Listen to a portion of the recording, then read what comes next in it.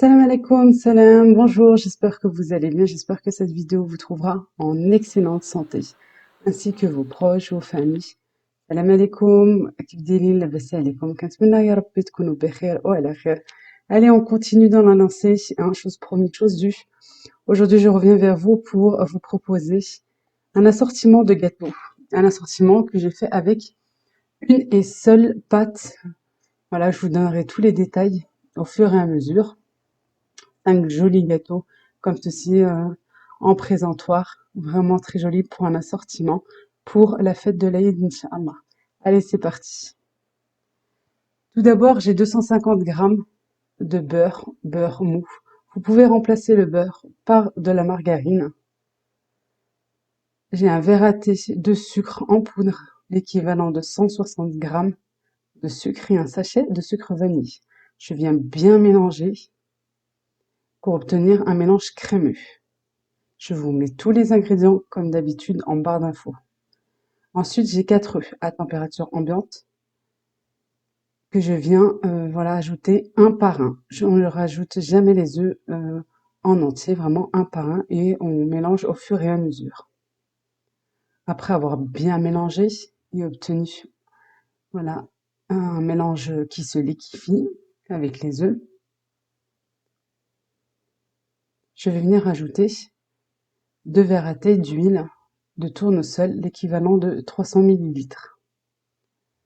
L'huile, pareil, je le rajoute moi petit à petit pour qu'il se mélange bien. On vient bien touiller, mélanger. Vous pouvez le faire bien sûr au robot. Moi, je préfère personnellement faire mes gâteaux à la main pour avoir vraiment la texture et pour avoir savoir. Vous allez le voir par la suite par rapport à la farine qui vient là de suite. Je vais rajouter un peu de farine et la moitié d'un sachet, c'est-à-dire l'équivalent de 8 grammes de levure chimique. Et ma farine, toujours petit à petit, en mélangeant. Moi, j'ai utilisé 1 kg 100 grammes. Après, c'est en fonction de votre farine, en fonction de la taille de vos œufs. Commencez, voilà, par 1 kg, mais toujours comme je vous l'explique, petit à petit, jusqu'à ce que vous allez obtenir la texture, une bonne texture. Je vais vous montrer par la suite. On vient bien mélanger.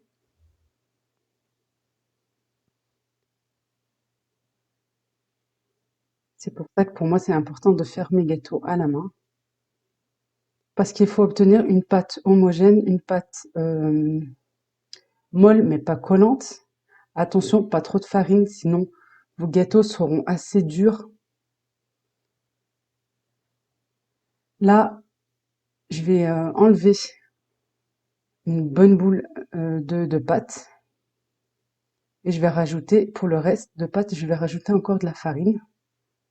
Je vais vous montrer pourquoi je me suis arrêtée à ce moment-là pour enlever un petit peu de ma pâte. Voilà, je viens mélanger toujours jusqu'à ce que j'obtienne vraiment la texture et je viens, voilà, du bout des doigts, malaxer pour voir jusqu'à ce que ma pâte arrive à se former, à former une petite boule comme ceci. Après ça, je vais la diviser en 4. Comme là, je vous propose 5 modèles différents. Je reprends ma pâte qui est restée assez molle et là, je vais rajouter une cuillère à soupe de cacao non sucré. C'est pour ça que pour celle-ci, j'ai pas rajouté trop de farine. Sinon, elle aurait été trop dure. Alors, pour la pâte chocolatée, allez, on rentre dans le vif du sujet maintenant. Pour la pâte chocolatée, j'ai un blanc d'œuf. Et dans une assiette, j'ai des amandes effilées que je viens casser comme ceci du bout des doigts. Je viens former une petite boule que je viens tremper dans du blanc d'œuf. Et je viens mettre ma petite boule dans des amandes effilées. Je viens bien enrober et faire un trou en plein milieu. Juste à l'aide de mon doigt, de mon petit doigt. Allez, on recommence. Je fais une petite boule de pâte chocolatée que je viens déposer dans du blanc d'œuf. Et ensuite, je fais rouler dans des amandes effilées que j'ai un petit peu écrasées. Je mets ça sur une plaque et une fois que j'ai terminé, au four.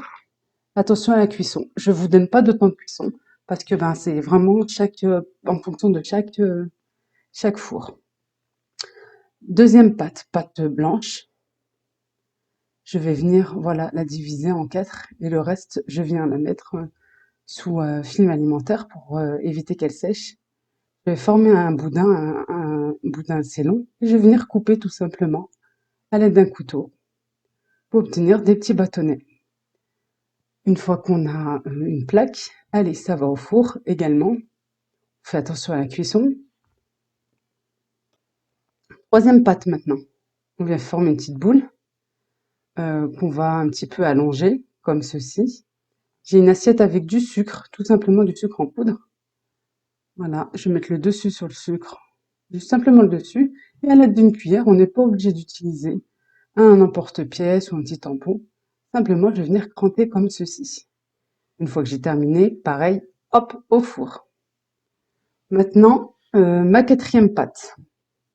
J'ai pris 4 biscuits secs, n'importe quelle marque, vraiment les biscuits que vous avez. Il faut que ça soit simplement des biscuits secs que j'ai mixés très finement et que je vais venir mélanger à ma pâte. Une fois que j'obtiens une bonne boule, je vais venir l'aplatir entre 2 feuilles de papier sulfurisé et venir l'aplatir tout simplement comme ceci avec un rouleau. À l'aide d'un emporte-pièce, si vous n'avez pas d'emporte-pièce, vous pouvez toujours utiliser un verre. Voilà, vous retournez votre verre et puis voilà, vous obtiendrez des biscuits en forme de rond, tout simplement. Je vais venir maintenant les déposer sur une plaque pour aller au four. Et par la suite, les faire cuire. Voilà, moi je mets toujours mon four là pour des biscuits comme ceci, à 160, 170 degrés. Et une fois qu'on a le reste de pâte, je vais venir simplement la ramasser et recommencer encore l'opération jusqu'à ce que je n'ai plus de pâte. Vous pouvez faire vraiment la forme que vous souhaitez. Cinquième et dernière pâte, je vais venir simplement maintenant l'enrouler, faire une petite boule et aplatir légèrement. Voilà, j'ai monsieur qui vient m'aider. Tout simplement comme ceci et l'aplatir un petit peu. Et hop, au four, une fois qu'on obtient une plaque, dès qu'on n'a plus de pâte. Maintenant, on va passer, je dirais, à autre chose sérieuse. Voilà, pour la finition, pour la décoration. J'ai du sucre. Je vous mettrai vraiment tous les ingrédients pour le caramel, pour tout, en barre d'infos. J'ai du sucre que je viens faire fondre. Et attention, il ne faut pas le remuer. Une fois qu'il est bien fondu, là, je vais faire là du caramel hein, au beurre mou. Vous pouvez le faire au beurre salé. Une fois qu'il est fondu, je vais venir rajouter de la crème liquide à 30% et du beurre coupé en petits morceaux à feu doux. Voilà, vraiment, le caramel. Une fois qu'il est refroidi, moi je l'ai mis dans une petite bouteille comme ceci. Vous pouvez simplement, à l'aide d'une cuillère à café, venir remplir vos gâteaux au chocolat. On obtient vraiment un joli décor et des gâteaux esthétiques et très très bons.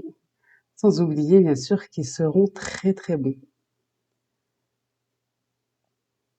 Là pour les sablés, vous savez ce que j'ai rajouté des biscuits émiettés, mixés. J'ai un moule comme ceci. Si vous en avez pas, ben c'est pas grave. Là, je vais faire des chocolats, tout simplement, pour pouvoir décorer mes petits sablés. J'ai du chocolat fondu que j'ai rajouté une cuillère à café. 200 grammes de chocolat, pardon, fondu. J'ai rajouté une cuillère à café d'huile pour donner un petit peu plus de brillance. Et je vais venir remplir ma plaquette, mon moule de chocolat. Je vais venir racler pour enlever le surplus et mettre au frigo pour que le chocolat se fige et obtenir des jolis petits nœuds papillons comme ceci.